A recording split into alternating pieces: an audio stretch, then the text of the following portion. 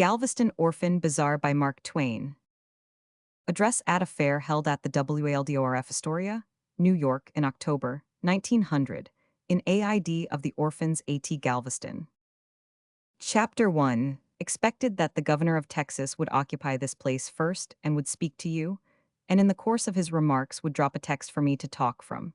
But with the proverbial obstinacy that is proverbial with governors, they go back on their duties, and he has not come here, and has not furnished me with a text, and I am here without a text.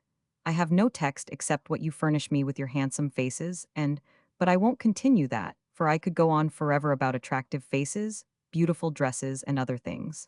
But after all, compliments should be in order in a place like this. Chapter 1. Have been in New York 2 or 3 days, and have been in a condition of strict diligence night and day. The object of this diligence being to regulate the moral and political situation on this planet, put it on a sound basis.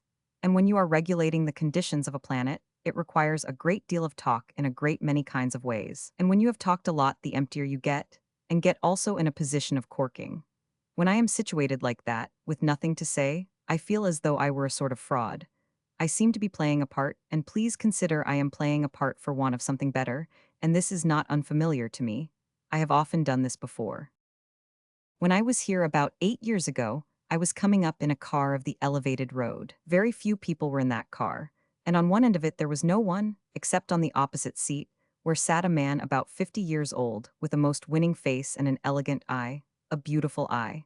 And I took him from his dress to be a master mechanic, a man who had a vocation. He had with him a very fine little child of about 4 or 5 years. I was watching the affection which existed between those two. I judged he was the grandfather, perhaps. It was really a pretty child, and I was admiring her, and as soon as he saw I was admiring her, he began to notice me. Chapter 1. Could see his admiration of me in his eye, and I did what everybody else would do, admired the child 4 times as much, knowing I would get 4 times as much of his admiration. Things went on very pleasantly. I was making my way into his heart.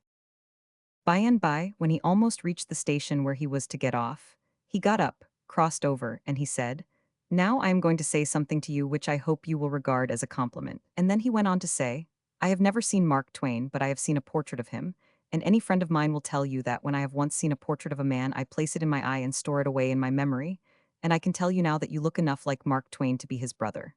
Now," he said, "I hope you take this as a compliment. Yes, you are a very good imitation, but when I come to look closer, you are probably not that man."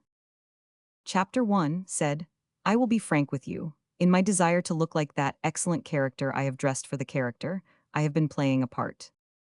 He said, "That is all right, that is all right. You look very well on the outside, but when it comes to the inside you are not in it with the original.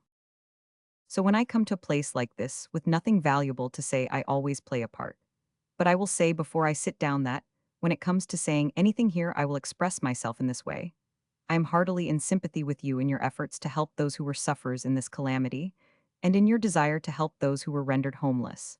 And in saying this, I wish to impress on you the fact that I am not playing a part.